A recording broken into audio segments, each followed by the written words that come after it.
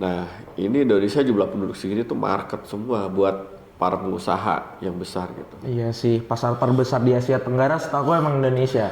Ya, kenapa besar ya? Karena jumlah penduduknya besar. Ya. Nah, Indonesia terkenal bukan sebagai produksi teknologi, bukan sebagai produksi kendaraan-kendaraan otomotif atau teknologi. Gak ada. Indonesia gak terkenal seperti itu. Dari sisi lahan, Iya. sawit-sawit itu kan dikuasainya hanya segelintir orang. Bener. Jadi walaupun Indonesia besar segini ujung geprek gitu ya berarti.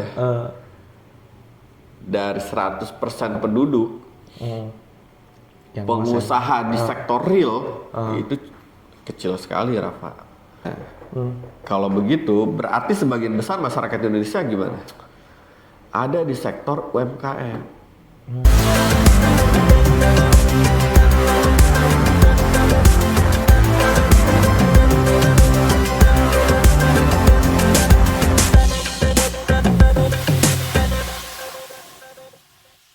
Halo teman-teman sobat Dasmap, balik lagi bersama saya Rafa dan juga di sini ada narasumber kita nih, Om Des. Halo Om. Halo, apa kabar Rafa? Aduh sehat Om. Om Des gimana nih? Sehat Om? Sedikit flu lah. Aduh sedikit. Hujan terus menerus. Iya nih, cuaca lagi kurang menentu nih belakangan. Januari biasa hujan sehari-hari. Asik, biasa Januari, hujan sehari-hari. Oh gitu singkatannya. Oke. Boleh. Oke Om. Di Desktop seri 6 ini nih kita mau bahas ngelanjutin nih sedikit tentang bahasan kita di Desktop sebelumnya nih Om, mengenai geopolitik nih. Sebelumnya kita bahas apa ya? Sebelumnya kan kita bahas tuh geopolitik Ukraina. Ukraina ya. Ya, udah ada nih guys. Ukraina. Nih di Kemarin bola sini. dunia nih, di globe ya Ukraina. Sekarang itu bahas kan apa? versi internasionalnya nih Om ya. Rusia, Ukraina. Sekarang kita mau bahas ke negara kita nih tentang Indonesia nih Om, geopolitiknya. Mungkin pertanyaan pembuka deh kalau gitu. Menurut Om Des gimana kondisi geopolitik Indonesia Om? Oke, seperti sebelumnya dijelaskan bahwa geopolitik itu jadi integrasi atau hubungan aspek-aspek geografis dengan politik. Kita bisa lihat di globe ini. Yang deket ini kita ya Om.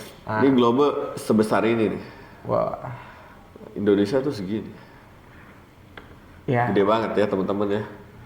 Kalau kita ngelihat globe, Indonesia tuh besar. Kalau besar seperti ini, garis pantai, lautnya banyak, hutannya banyak. Yeah. Ini nandain bahwa negara ini kaya. Apalagi dia ada di garis khatulistiwa. Oh iya benar Ya. benar banget benar. Ada gurun nggak? Nggak ada. Berarti hampir semuanya tanahnya berpotensial, memiliki keunggulan. Nah ini luar biasa. Terus apa lagi di Indonesia? Ada gak dia bencana-bencana alam yang besar seperti badai, seperti topan, seperti di negara-negara Di Amerika gitu? Ya. Enggak ada. Gak ada ya. Indonesia paling besar ya angin puting beliung. Ya, sama Mungkin yang paling besar gunung lah. masalah kita adalah bencana tsunami ya, karena Tsunami, kita ya. ada lempengan di sini. Ya betul. Tsunami, terus longsor, banjir bandang dan lain-lain. Itu Indonesia secara kebencanaan. Tapi kalau kita melihat lebih luas nih garis-garis batas negara kita, wah ini luar biasa kekayaan alam Indonesia dibanding negara-negara lain. Negara-negara lain tuh kecil-kecil, ada yang nggak punya pantainya, ya, ada yang dingin sekali gitu ya. Kita enggak, kita asik. Saking asiknya, Gimana? saking asiknya negara kita banyak tuh penelitian dari luar, hidup kita tuh santai. Bener banget lagi. Hidupnya santai karena apa? Tersantai. Kita nggak seperti negara-negara yang 4 musim. Nanti ada salju gimana? Kita nggak mikir. Iya. Makanya jangan bilang juga Indonesia itu jorok atau kotor ya. masyarakat. Misalnya di daerah-daerah kampung gitu. Di kita kan model-model kampung pakai asbes kecil, gang kayak gitu ya. Tapi di negara-negara Asia lain kan juga sama, Thailand juga sama kan, Vietnam sama. Yang mungkin berbeda Singapura aja yang berbeda gitu. Iya benar. Nah, rumah-rumah kayak gitu kan sebenarnya kalau ada salju udah langsung hancur gitu. Iya lagi, bener ya. Iya sih ya. Untungnya kita kagak seperti itu. Kita santai, kita rumah terbuat dari kayu, rumah di atas laut itu nggak masalah. Iya. Jadi permukiman apung kan banyak di Indonesia. Banyak. Ya. Wah, itu tetap aja nyaman. Iya lagi. Gitu, itu Indonesia. Nah, belum yang daerah pegunungan. Kan kita model-model rumah kayak kita lihat di Swiss, bangunan-bangunan tinggi, atau di Inggris yang kita lihat di TV-TV itu misalnya bangunan-bangunan yang megah-megah di pedesaan. Kokoh banget lah. Kayak kelihatan. Indonesia jarang ada kayak gitu. Jarang banget. Ya biasa aja Indonesia. Nah, tandanya apa? Gimana? Tandanya kenikmatan orang Indonesia sama orang sana ya pasti beda. Iya. Mungkin orang sana rumah besar bisa membuat dia bahagia, bisa berkumpul dengan keluarga. Di kita mungkin tidak perlu besar-besar, asal ada teh, kopi, sebatang rokok, rumahnya kecil, saung, dia di depan sawah, kebun, udah bahagia. Udah menunjang kebahagiaannya. Nah itulah budaya. Betul. Ya kan? Artinya kita nggak bisa ngejas lah itu. Nah, karena kalau dari sisi geopolitik, pertama yang sudah jelas, sudah pasti bahwa negara kita adalah negara yang kaya. Betul. Itu harus ingat dulu semuanya. Kaya dari segi apa? Sumber daya alam. Kalau jumlah penduduk, oke. Kita peringkat berapa? 4 atau 5 ya kalau nggak salah ya. Iya, lupa lagi. Kita mirip-mirip Amerika lah. Terus di atasnya lagi ada Cina, India, tapi itu miliaran ya penduduknya, udah jomplang. China, India ya miliaran. Nah, penduduk yang besar ini juga merupakan potensi. Potensinya apa? Potensinya bonus SDM, demografi ya, bonus demografi. Dari sisi ekonomi, market, kan semua butuh makan. Semua butuh laptop ibaratnya, semua butuh motor, semua butuh apa, sandang pangan, kebutuhan sehari-hari. Jadi kalau ada produk yang laku, yang bermanfaat, taruh di Indonesia, bisa dibeli gitu kira-kira. Bisa. Nah ini Indonesia jumlah penduduk segini tuh market semua buat para pengusaha yang besar gitu. Iya sih, pasar terbesar di Asia Tenggara setahu aku emang Indonesia. Ya kenapa besar ya? Karena jumlah penduduknya besar. Ya 276 juta. Gitu ya. Nah, Indonesia terkenal bukan sebagai produksi teknologi, bukan sebagai produksi kendaraan-kendaraan otomotif atau teknologi. Gak ada. Indonesia gak terkenal seperti itu. Terkenalnya apa nih kalau menurut Om nih? Ya paling dari sisi pertanian kayak gitu. Agriculture. Mungkin contoh gula, misalkan gula apa yang warna coklat tuh? Gula aren. Gula aren banyak kan diekspor dari Indonesia. Iya benar. Mungkin kelapa dan lain-lain kita nggak tahu, banyak banget lah diekspor ke sana gitu. Belum dari zaman dulu VOC gitu ya, di daerah Maluku apa yang diambil? Rempah-rempahnya. Rempah-rempah. Saya lupa lah Maluku. Banyak lah. Banyak sih, banyak banget. Tapi apa ya cuman rempah-rempah segitu? Enggak, belum tentu. Itu di sepanjang, kalau VOC misalnya orang Belanda dulu jalan ke Maluku gitu ya, dia ambil sumber daya alamnya yang dari daratan, dia balik apa ya kagak bawa ikan tuh, ikan sebanyak itu. Iya lagi. Bener lagi. Mereka kalau balik ke Eropa berarti iya ngambil ikan juga bisa. Ambil aja ikan segini, belum ada yang ngambil. Segede gini. Nah itu nggak pernah terekam di sejarah. Ya saya juga tahu ini dari orang-orang gitu, senior pernah ngomong kayak gitu. Artinya nggak mungkin cuma gara-gara rempah-rempah doang dulu Indonesia dijajah, tapi pasti semua hal termasuk perikanan, hutan dan lain-lain. Belum emasnya dan lain-lain. Wah. Nah, itu sumber daya alam di Indonesia. Belum Bangka Belitung. Waktu itu apa Bangka Belitung? Bangka Belitung. Timah ya? Timah kalau nggak salah. Bangka Belitung timah. Timah. Ikan. Kan bekas bongkahannya masih ada sekarang. Gitu. Oh iya banyak sih. Oh, banyak banget sih Om. Kalau misalnya ngomongin SDA nih teman-teman sobat Dasmap, wah Indonesia tuh kayaknya minta ampun sih. Ya. Alasan ngambil rempah-rempah itu mungkin bukan yang utama, malah bisa jadi loh. Bisa jadi ada selain itu di Indonesia tuh banyak banget. Banyak banget. Selain rempah-rempah banyak banget. Dan kita kebanyakan penduduknya ngumpulnya di Jawa. Iya. Sumatera, sudah banyak transmigran ke Kalimantan, terus ke Sulawesi dan lainnya. Sulawesi sekarang udah mulai padat di kota-kota besar kayak gitu. Iya. Berarti ada Makassar, Manado, ya besar-besar Makassar lah. Dia kan pintu juga buat ke timur ya. Iya. Surabaya juga pintu industri ke timur. Jadi kota-kota besar itu memang penggerak negara kita gitu. Iya. Sebelum ada IKN ya, kita kan belum tahu IKN nanti apakah berhasil atau enggak, kita belum tahu. Oke. Itu mungkin dari sisi geopolitik di negara kita Indonesia. Tapi kalau dari sisi perbatasan wilayah di sini ada Palau loh, ada Palau, tahu nggak sih? apa? Pernah dengar Pulau Palau nggak? Negara Palau di sini. Wah, negara belum sih, belum. Ada negara Palau kecil di sini nih antara Indonesia dengan Filipina. Itu saya tahu itu dari Trinity ya. Trinity, saya dulu seneng baca Trinity. The Naked Traveler. Biasa anak blogger kan, anak blogger tuh demennya baca buku. Nah, di situ ada satu negara kecil pulau, udah itu wisata alam, pantai, termasuk diving, snorkeling kayak gitu ya, terumbu karang. Itu banyak sekali penduduk dan saking banyak yang datang, negara ini jadi kaya.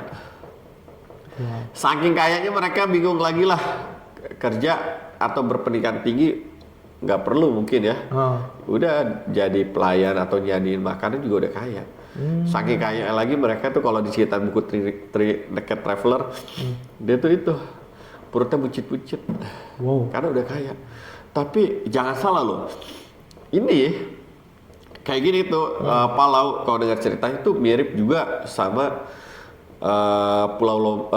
di Lombok tuh ada nama Gili Trawangan. Gili Trawangan mungkin bayangin Palau mungkin kayak Gili Trawangan, cuma lebih bagus lagi, lebih asri karena negara kan. Gili Trawangan itu saya pertama kali ke Gili Trawangan itu 2009. Itu bagusnya minta ampun.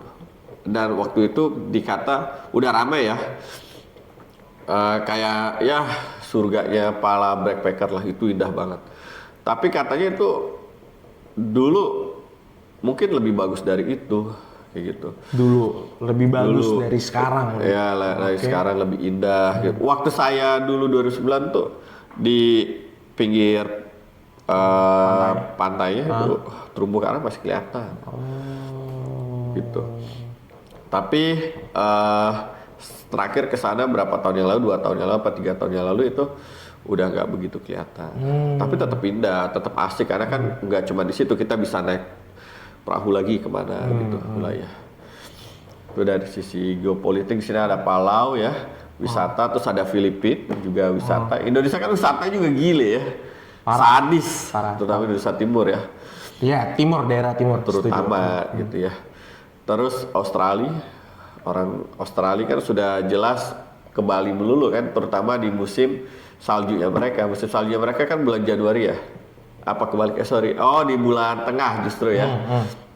Dia saljunya. Nah berarti di bulan-bulan tengah tuh wisatawannya banyak kan dari Australia. Di Bali gitu ya. Ya Lombok juga begitu. Nah kalau di sini ada Singapura, kecil-kecil si cabai rawit gitu ya. Kecil tapi nguasain Indonesia, kan bener gitu ya. Bener lagi. Kenapa bisa kayak gitu? Ya itulah. Kalau dari sisi Feng Shui mungkin beda lagi, nanti ada naga segala macam ya, atau mungkin kepala naga atau apalah, saya nggak tahu. Tapi intinya gini, kita sama Singapura itu negaranya nggak ada apa-apanya kalau dari sisi sumber daya alam, ya. Sumber daya alam kita kalah banget. Kita menang lah. Iya kita menang banget. Dia nggak ada apa-apanya. Dia nggak ada apa-apa. Tapi kalau dari sisi ekspor dan lain-lain itu jadi gagal logis. Singapura bisa jadi eksportir ikan laut terbesar, lebih besar dari Indonesia. Indonesia nggak ada apa-apanya, mungkin ya. Singapura mungkin pendapatannya lebih besar dari Indonesia. Padahal dari ikan doang nih. Iya, dari ikan, dari sisi kapal segala macam. Kok bisa sih? Padahal kan Indonesia Bongkar muat barang. sebelah sini loh. Nah itulah. Indonesia sebelah sini loh. Kalau masih kalah sama Singapura kan berarti ada tanda tanya dong. Iya nggak sih? Singapura, terus Malaysia ada saudara kita juga ya, hampir sama, maksudnya dari sisi suku budaya. Itulah Indonesia. Kita itu strategis ya. Australia ke Jepang harus lewat Indonesia. Australia ke Eropa juga harus lewat Indonesia. Sebaliknya juga. Ya gitulah, Cina segala macam. Wah, intinya Indonesia keren banget. Secara kita ngomongin secara kenampakan dari wilayah dulu ya. Kenampakan fisiknya emang Indonesia tuh paling kalau nggak salah pernah denger berita gitu ya, orang-orang bahkan orang luar negeri aja segen om sama Indonesia. Gila, ini SDA-nya gila banget Indonesia, parah. Ngelebihin negara-negara lain lah. SDA ya, kita ngomonginnya SDA.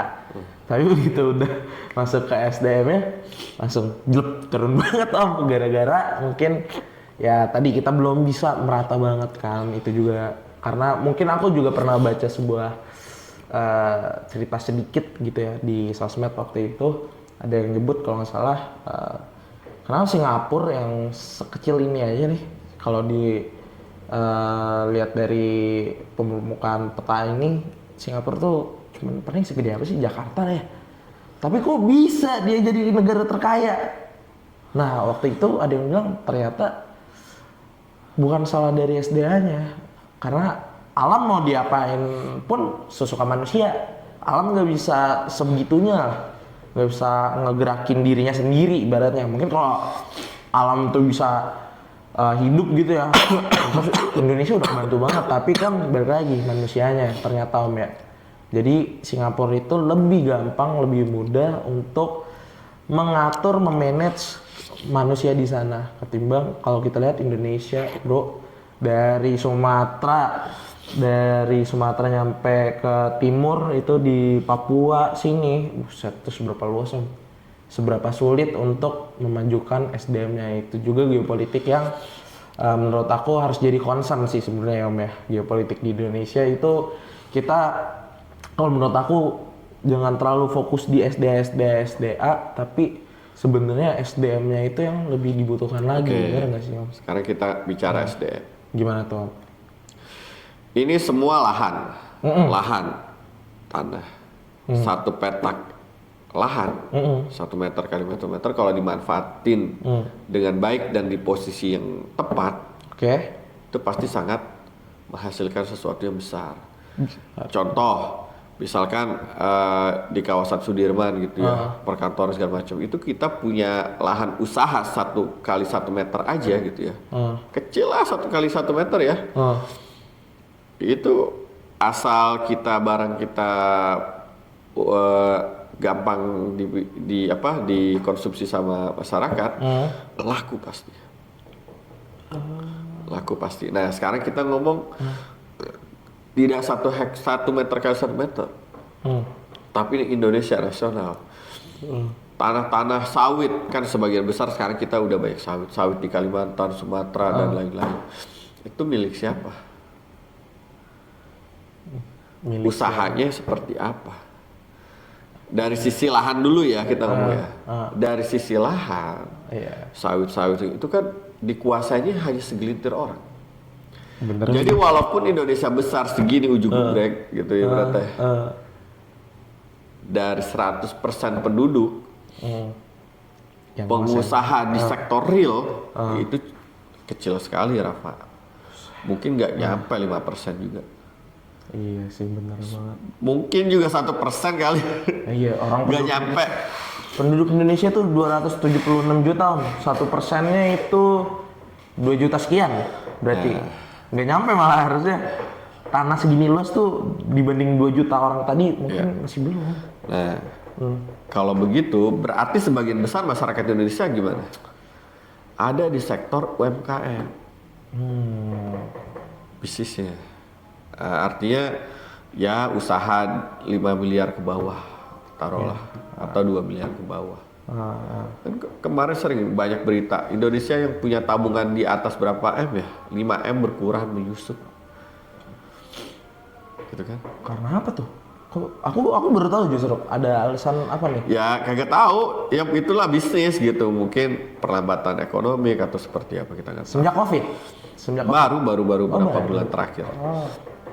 Nah, dengan kondisi seperti ini Rafa, artinya dari sisi lahan ya pemanfaatan lahan, kita sebagai yang UMKM ini bisnis UMKM, saya anggap UMKM lah semua sektor swasta gitu ya, yang bisnis kecil termasuk Dasmap gitu ya, itu untuk menguasai suatu lahan yang besar atau menguasai menjadi besar gitu ya, memanfaatkan lahan taruh pertanian untuk besar sekali, atau kita pengen kaya banget gitu ya, sulit. Jadi perlu kita berpikir juga rasional kayak gini ya. Artinya kita semua tuh sebenarnya dalam kondisi, terutama masyarakat umum ya UMKM, kita sulit lah untuk menjadi kaya banget karena sudah dikuasain sama Pendahulu. banyak, udah dikuasain sektor-sektor realnya. Iya sih. Gitu. Jadi jangan kita terlalu bermimpi atau berharap pengen jadi orang kaya banget. Jangan, mending yang lebih seru aja gitu bermanfaatnya. Iya sih. Mimpinya. Jangan kejar uangnya lah ibaratnya, tapi kejar keahliannya. Misalnya pengen jadi dokter yang bagus, ciptakan apa gitu. Teknologi IT menjadi bagus membuat apa. Duitnya jadi pikirin. Ada tadi sektor real udah dikuasai. Itu dari sisi pemanfaatan lahan. Belum sekarang zaman digital. Iya. Ada di mana? Ada di bank besar kan, ada di pay digital payment. Iya. Benar sih. Gojek, Grab kayak gitu kan. Terus sektor-sektor startup yang besar yang bisa tumbuh. Tapi kalau diperhatiin kan itu pemiliknya juga. Oke, orang Indonesia berapa persen? Iya sih.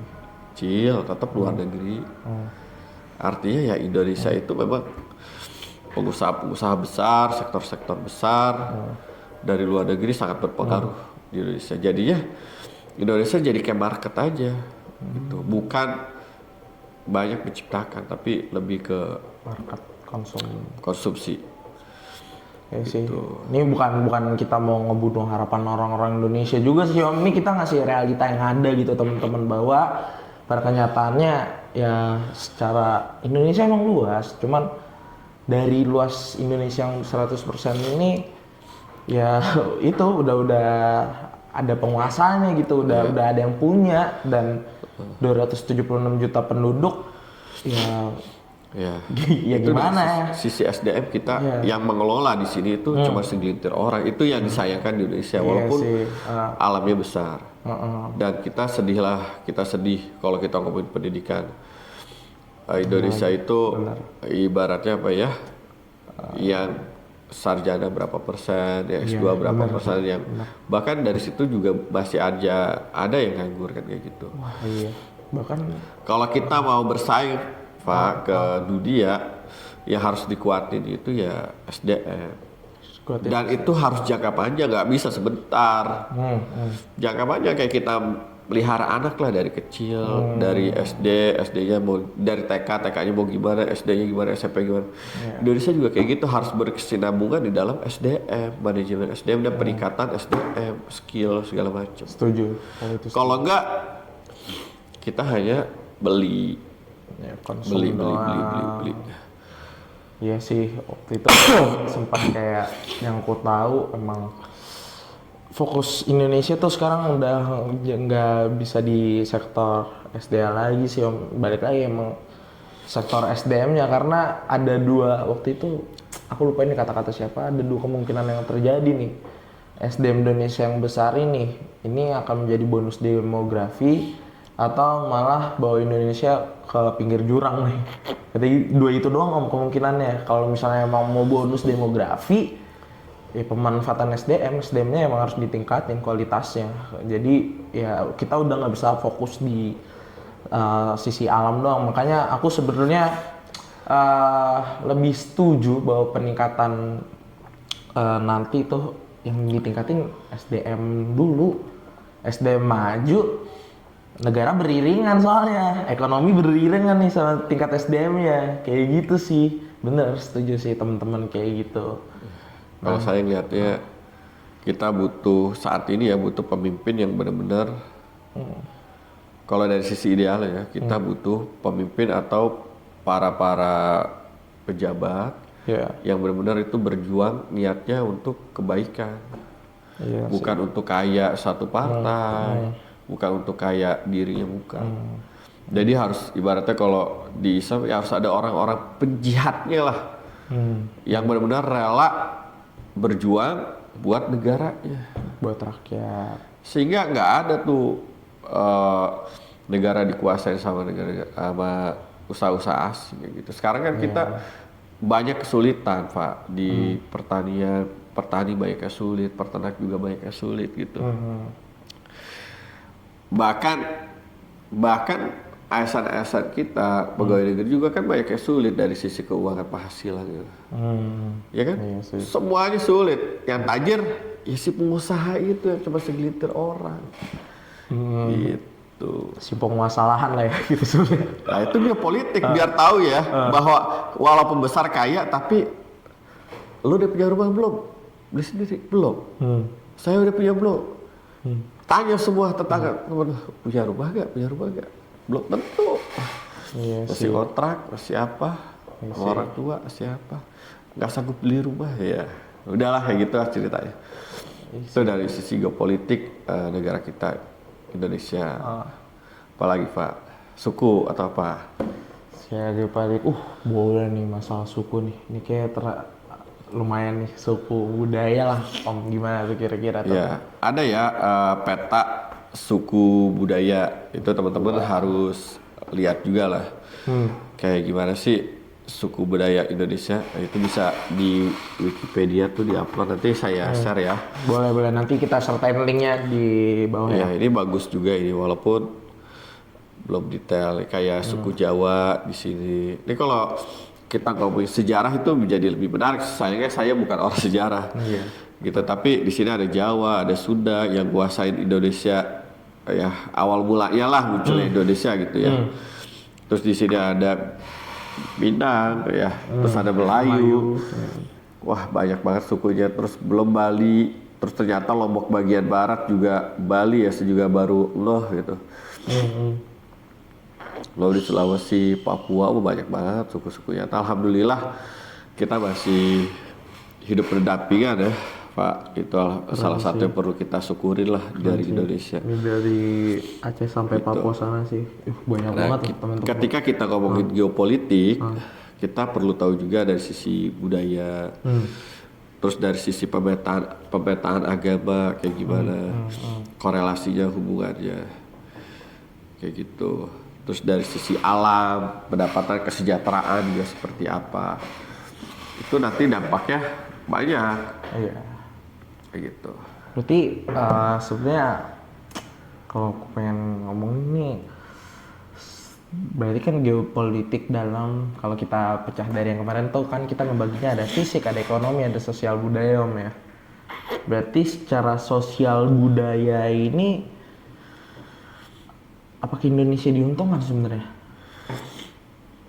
Jelas dari banyaknya suku budaya ini Indonesia tuh menandakan negara yang kaya tidak hanya dari sisi sumber daya alam, tapi dari sisi sumber daya atau dari sisi culture budaya juga besar. Ini kan menjadi pusat-pusat wisata. Iya sih. Orang Potensi wisata banget. Sekarang gitu orang datang ke Jogja karena apa? Sih kita Jogja mungkin iya sih culture Sejarah budayanya kan. sih. Kayak gitu. Bener sih. Kalau ke Bali karena apa? Wisata alam, Wisata alam ya. pantai. Kayak gitu. Iya. dan udah mulai berjalan ke arah timur sih Om. Kalau aku lihat nih, kayaknya trending belakangan nih arah-arah wisata ini udah mulai ngarah ke Indonesia Timur, Labuan Bajo, terus ke ya nyampe di bagian mana sih, Papua sana masih banyak wisatanya. Apa yang di Papua lupa lagi nama ininya, Raja lautnya. Ampat. Raja Ampat. Wah itu udah makin ke sana sih arah wisata kita. Tapi sebenarnya ada salah satu nih Om yang menurutku mungkin banyak orang juga bertanya-tanya nih Om. Kan menurut Om nih kenapa nih Indonesia nih ya? Kenapa biaya untuk dari Jakarta ke Papua dan dari Jakarta ke negara lain, waktu itu aku lupa lagi ke Singapura atau kemana, itu kenapa lebih mahal sih Om? Ya iya, sekarang kita pakai penggaris saja deh. Jakarta ke Papua segini. Ke Singapura kalau diputer Iya, masih bisa-bisa ke India deh. iya. Gitu ya. Itu dari lagi. sisi jarak. Bener lagi nih kalau di Ya. nih ya, nih teman-teman mungkin kelihatan nggak nih? Dari sini tuh ke India tuh. Iya, Sampai gitu ya, jelas mahal. iya sih. Dan juga di Papua. Jadi Papua tuh lumayan menarik ya Om ya. Dia tuh bukan dari wisata alam doang, tapi tanah Papua ini potensial banget Om ternyata ya. Iya, apalagi sekarang zamannya modern ya. Iya. Dan dia masih banyak yang alami. Pasti orang-orang perkotaan tuh rindu sama yang alam-alam. Sebaliknya orang-orang biasa di pedesaan juga pengen tahu yang ada di kota kan, kayak gitu aja hidup bolak-balik. Betul, betul. Dan apalagi aku baru ingat di Papua tuh satu-satunya salju yang ada di Indonesia Papua. Ya di Gunung Kartan kalau nggak salah ya. Iya, dan aduh lupa lagi kemarin saljunya tuh udah berkurang atau Ya udah berkurang lah jelas. udah ngilang. Pokoknya Itu kemarin kan ada yang absen. salah satu dari kata itu ya, dari apa, climate change ya. Climate change tuh bener-bener efeknya sih berasa banget sih teman-teman, karena pengaruhnya itu tuh luar biasa dahsyat. Bahkan pinggir-pinggir di daerah Pantura sana itu ketinggian airnya udah mulai meningkat banget Om ya, bener ya. Nah, kita sebenarnya dari peta budaya ini itu kita bisa belajar banyak. Contoh di sini ya, teman-teman lihat nih, nih, ya. Mana nih Om? Di sini Banten, Jawa. Boh, Padahal ini Lampung ya, tapi di selatannya malah Jawa. Ini benar apa enggak sih? Menurut Rafa benar apa enggak? bisa jadi benar sih. Benar. Ini saya pernah ke sini nih. Dan Sampai ke benar. Teluk Kiluan. Dan terjadi bener Om ya. Benar, orang-orangnya tuh ngomongnya bahasa Jawa. Makannya juga makanan Jawa. Tapi dia udah lahir di sana kayak gitu. Oh, lihat tuh petanya. Ya. Nih jadi buat kalian yang mungkin dengan sejarah sangat tertarik banget nih. Ini kondisi geopolitik suku budaya di Indonesia nih teman-teman, bahwa terjadi pola pergerakan Om ya, dari mungkin ini kalau kalian lihat nih kan yang tadi bergeraknya Bali terus Jawa. Ya tadi menarik yang di Lampung ya. Ternyata ada Besar Om. Hah? Ini kan maksudnya kota-kota besar nggak sih? Kota besar Lampung. Kota Lampung ya, tapi ketika kita ke arah utaranya dia Lampung. Di Jawa ya kan. Udah mulai move ke arah Sumatera loh. Nah ini Banten ya, di sini juga. Sekarang kita lihat Bali, Banyuwangi sama Mataram ternyata satu ya. Menarik juga ya. Iya loh. Bali.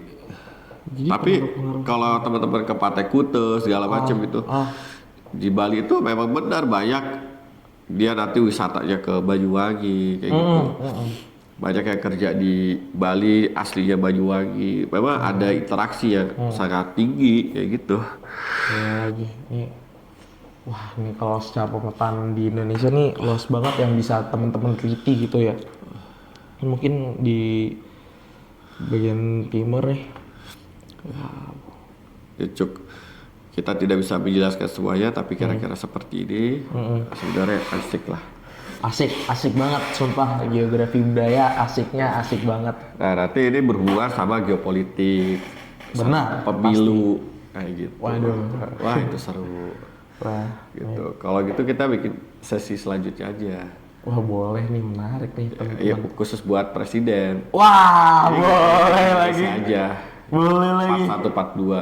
Wah, ini gimana nih teman-teman, sobat Dasmap, setuju nggak nih kira-kira kalau kita bikinin part tentang pemilu nih di nextnya nih?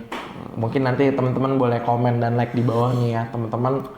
Karena nih, wah nih dari sisi aku aja nih udah gila sih ini. Ini aja baru dari kulitnya doang nih, belum ke dalam-dalamnya nih Om. Nih Loh, kalau dalam-dalamnya bisa kena ke pemilu. Pasti bakal kena ke pemilu ini kalau kita bahas ke dalam-dalamnya nanti. geopolitik kan sebenarnya banyak dipakai sama ini ya, sama strategi pemilihan umum. Pasti Pemenangan presiden itu banyak dipakai. ada. Terus dipakai juga sama eh, para pengusaha ya tadi supaya dia bisa jualan lebih mudah, lebih enak, lebih gampang kayak gitu. Gila. Oke, udah keren banget nih Om pembahasan kita kali ini mengenai geopolitik nih Om. Ya. Jadi mungkin teman-teman bisa simpulin sendiri nih kondisi geopolitik Indonesia yang sekarang. Dan mungkin kalau teman-teman punya pemikiran atau pertanyaan sendiri, silakan teman-teman komen di bawah. So, buat teman-teman semua jangan lupa kalian like, subscribe, bahkan kalau bisa kalian share. Dan ada yang mau Om tambahkan lagi?